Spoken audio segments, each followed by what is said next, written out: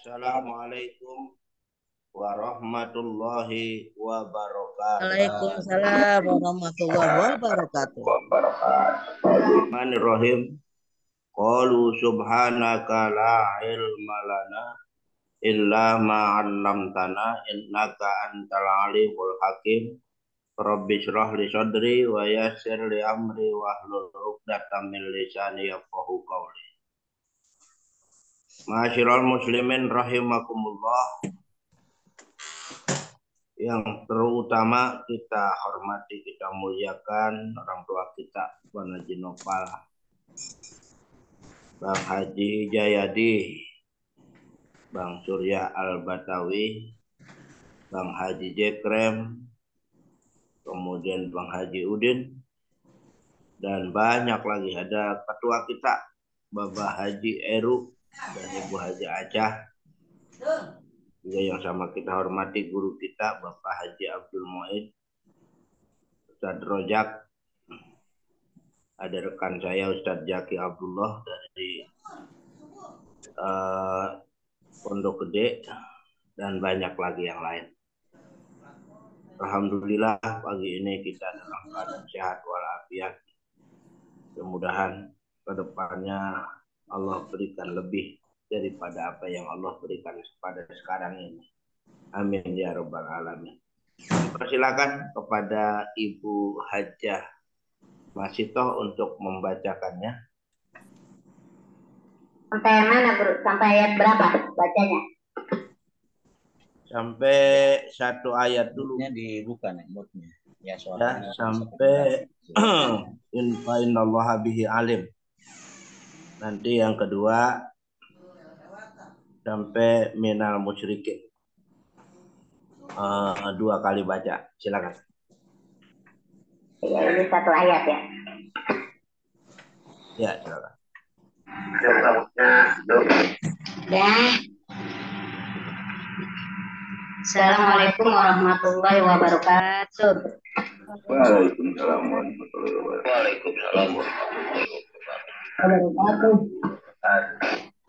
A'udzu billahi minasy syaithanir rajim. Bismillahirrahmanirrahim. Lan tanalul birra hatta tunfiqu mimma tuhibbun wa ma tunfiqu min syai'in fa innallaha bihi alim. Yang artinya, kamu tidak akan memperoleh kebajikan sebelum kamu menginfakkan sebagian harta yang kamu cintai, dan apapun yang kamu infakkan tentang hal itu, sungguh Allah Maha mengetahui. Terima kasih, Guru. Baik. Bismillahirrahmanirrahim. Lan tanalul birra hatta tunfiqu mimma tuhibbun. Kamu tidak akan mendapatkan kebajikan. Kamu tidak akan mendapatkan aisawabahu wa huwal jannah. Tidak mendapatkan pahala yang maksimal, dan yaitu surga. Hatta tunfiqu, sehingga kamu menginfakkan, tusoddiku, mensedekahkan, mimma tuhibbun, daripada apa yang kamu cintai, min amwalikum, daripada harta kamu. Kamu tidak akan mendapatkan surganya Allah sehingga kamu mesti menginfakkan daripada apa yang kamu cintai daripada hartamu itu.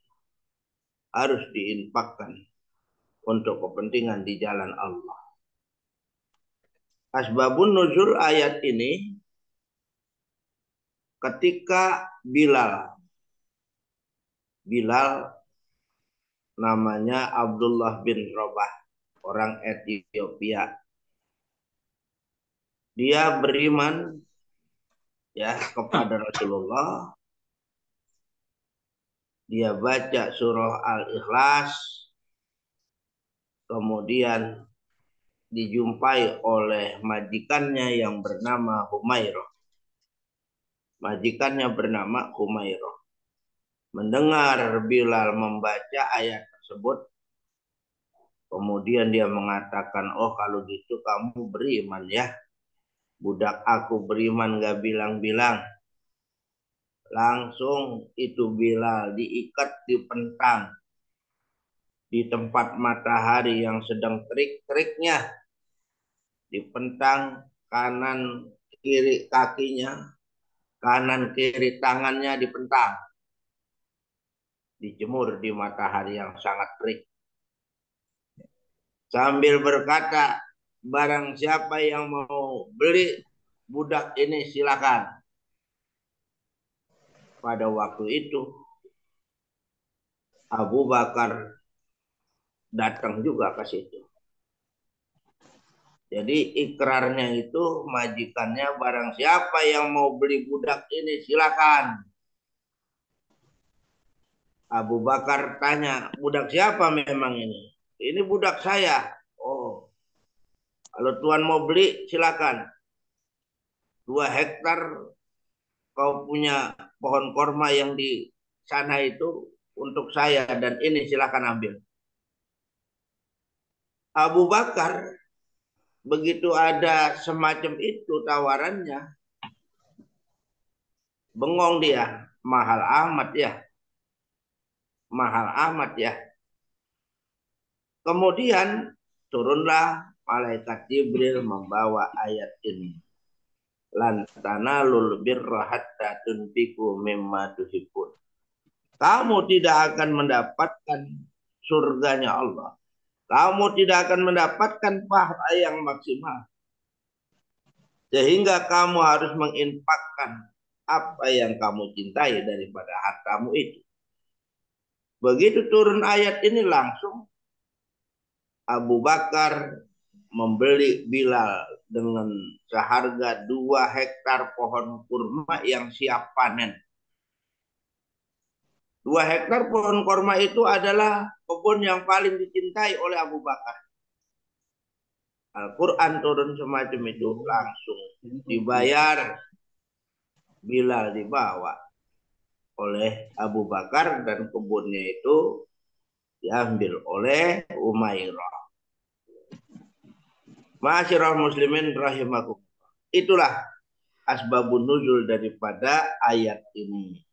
Mudah-mudahan kita yang punya apa saja, jika ingin mendapatkan pahala yang maksimal, mendapatkan surganya Allah, harta yang paling kita cintai kita infakkan. Apakah untuk bangun masjid dan lain sebagainya. Mudah-mudahan. Amin. Amin. Amin. Amin. Amin ya robbal alamin. Baik.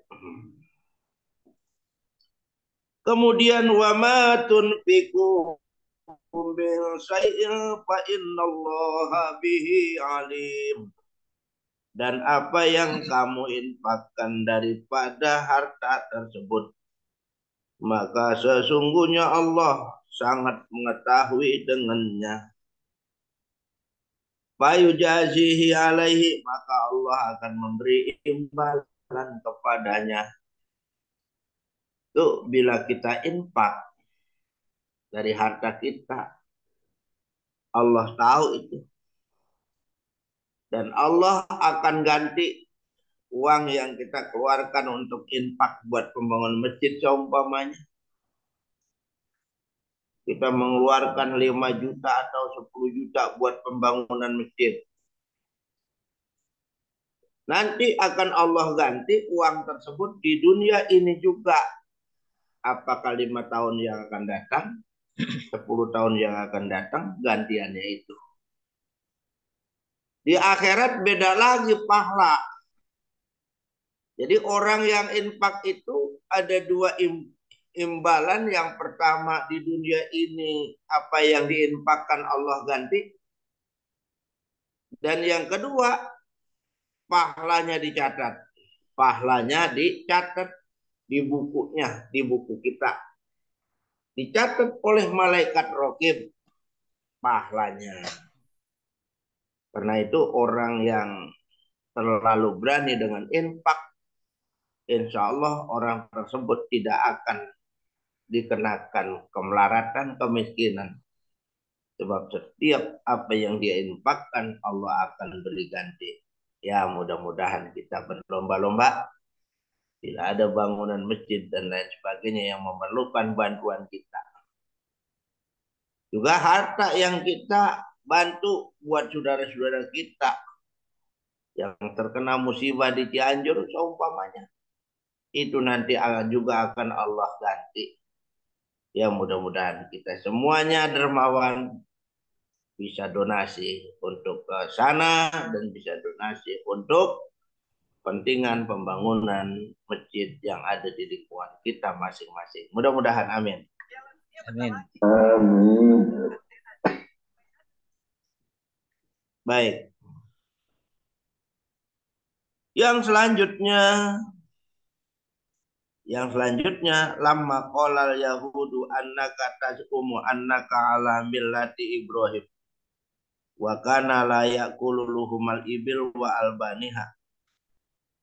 Dan turun ayat ketika berkata oleh orang Yahudi bahwasanya engkau hai Muhammad mengetahui agamamu, yaitu mengikuti agama bapamu Ibrahim.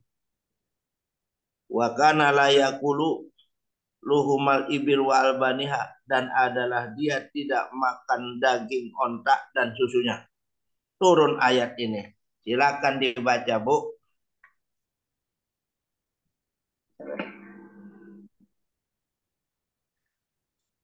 A'udzu billahi minasyaitonir rajim.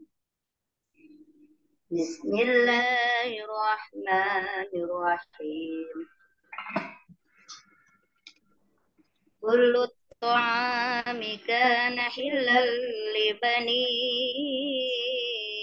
Israil illa ma harrama Israil ala nafsi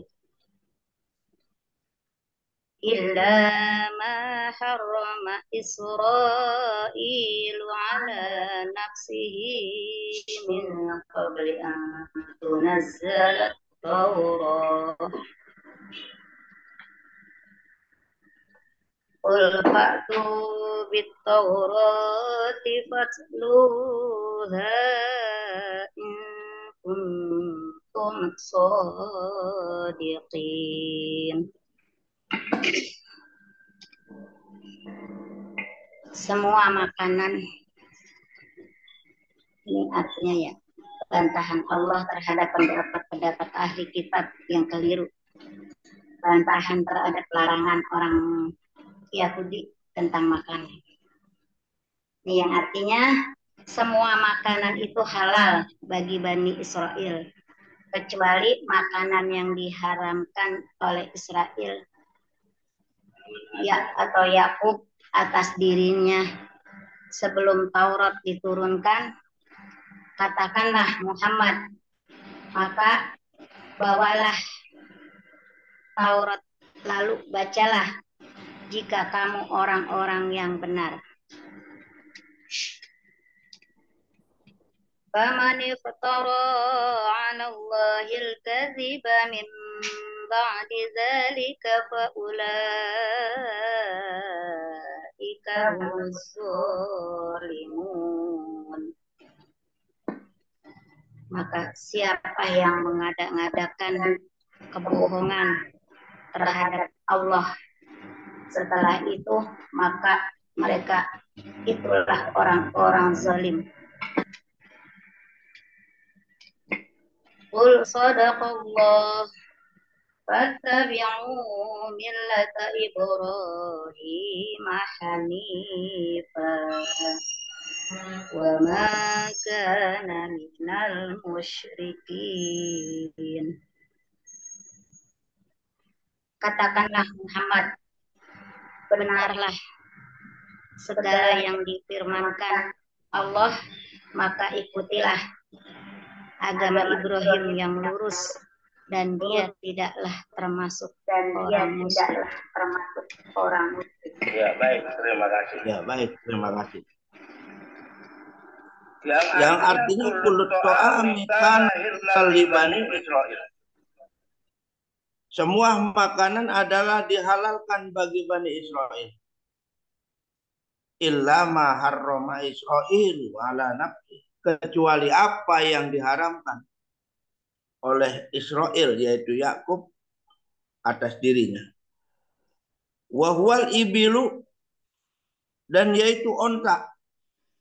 Lama tuhsalu lahu araqan nisa. Onta yang ditimpah penyakit pada urat nadinya. Itu Nabi Yakub tempo hari mengharamkan makan daging onta yang ditimpah penyakit urat nadinya. Diharamkan untuk dia pada waktu itu. Nah, kemudian ya kita lihat lagi, panadzaro in syafa layak puluha. Maka dia nazar jika sembuh maka tidak akan dimakannya. Faharamun alaihim, haram atas mereka. Min qabli an tunazzalat Taurat. Sebelum diturunkan kitab Taurat. Kitab Taurat di zaman Nabi Musa. Nabi Yakub itu jauh. Hampir kurang lebih 2000 tahun. Pada dirinya, dia mengharamkan onta yang terkena penyakit urat nadinya. Ya, onta yang terkena penyakit urat nadinya diharamkan untuk dia pada waktu itu. Kemudian setelah sembuh tidak lagi.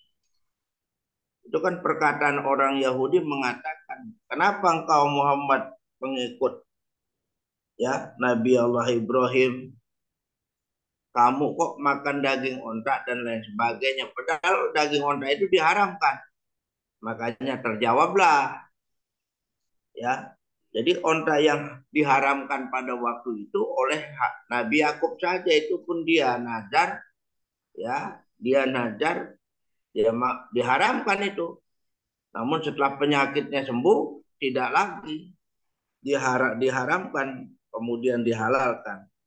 Itu pun turunnya ya terjadinya sebelum Taurat diturunkan, jauh sebelumnya.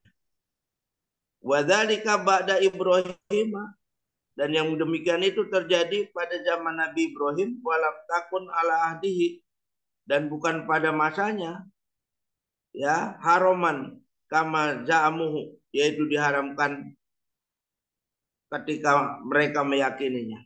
Jadi bukan pada masa kitab Taurat diturunkan, bukan pada masa Nabi Musa, itu jauh sebelumnya pernah semacam itu, karena dia sakit. Onta yang sakit itu diharamkan buat dia pada waktu itu. Jadi istilahnya semua makanan halal buat Bani Israel. Itu jawabannya. Kemudian kul lahum, katakan kepada mereka ya Muhammad, fa'tu bit Taurat. Maka datangkanlah dengan Taurat itu. Larangannya ada enggak? Fatluha in kuntum sodikin, maka bacakanlah jika kamu orang yang benar. Liyatabayyana sidqu qaulikum, supaya jelas kebenaran ucapanmu itu jika kamu adalah orang yang benar. Bihi padanya. Fabuhitu, maka mereka bingung. Walam ya'tu biha, dan mereka tidak mampu mendatangkan dalil dengannya. Ya orang tidak ada. Qala ta'ala, faman iftara 'ala Allahil kadhiba min ba'di dzalik. Maka barang siapa yang mengada-ada kepada Allah kebohongan dari sesudah itu. Al-zuhurul hujjati, artinya nampak hujah tersebut. Bi anna tahrima innama kana min jihati Yakub. Maka sesungguhnya yang diharamkan hewan tersebut hanya saja yang terjadi di zaman Nabi Yakub. La ala Ibrahim, la ala ahdi Ibrahim, bukan pada masa Nabi Ibrahim. Faulaika humuz zalimun, maka mereka adalah orang-orang yang zalim.